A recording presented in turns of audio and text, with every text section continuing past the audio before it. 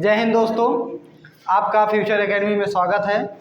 जैसा कि आप सभी जानते हैं कि मैं क्लास 10th की मैथ पढ़ाऊँगा। तो आज हम लोग पूरे सिलेबस का डिस्कशन करेंगे और जो हमारा सिलेबस है वो 2023 और 24 का। तो क्लास 10th की मैथ है, तो हम एक एक चैप्टर आपको बताएंगे कि आपको कितना पढ़ना है और क्या नहीं पढ़ना है। तो इससे आपको ये पता चल जाएगा कि लक्ष्य निर्धारित हो जाएगा कि आपको यही चैप्टर पढ़ने हैं। आपका सीमित सिलेबस है, तो आप उसी में सिर्फ और सिर्फ उसी मेहनत से जुटे रहिए जो आप बोर्ड पेपर में अच्छा कर सकें। तो आइए हम क्रम से चलते हैं एक एक चैप्टर का। तो पहला पार्ट हमारा क्या है? वास्तविक संख्या यानी रियल नंबर। क्या है? वास्तविक संख्या यानी रियल नंबर। दूसरा हमारा क्या है? बहुपद। दूसरा हमारा क्या है? बहुपद। तीसरा हमारा क्या है? दो चर वाले रैखिक समीकरण। दो चर वाले रैखिक समीकरण। और चौथा हमारा क्या है? द्विघात समीकरण। क्या? द्विघात समीकरण। और पांचवा हमारा क्या है? समांतर श्रेणी, समांतर श्रेणियाँ। और छठवां हमारा क्या है? त्रिभुज।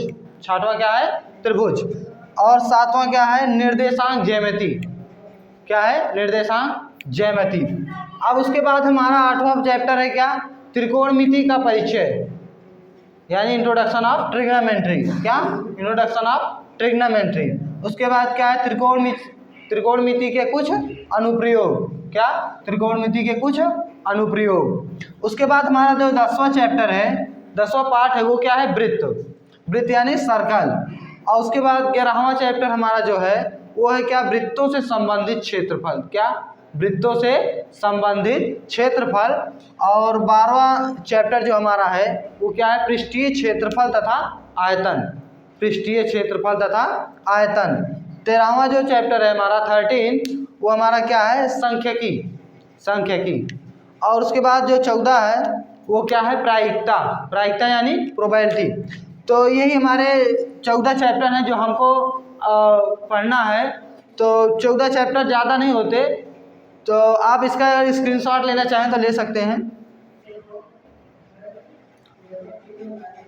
अब जैसा कि आप जानते हैं कि हमारे कितने 14 चैप्टर हैं, तो इन 14 चैप्टरों का हम लोगों ने, हमारी टीम ने मिलकर जो एक प्लान बनाया है, जो हम लोगों ने एक सोचा है, हम लोगों जो करने के लिए एकदम हमारा जो टीम तैयार है, हमारे सारे कंटेंट जो तैयार हैं।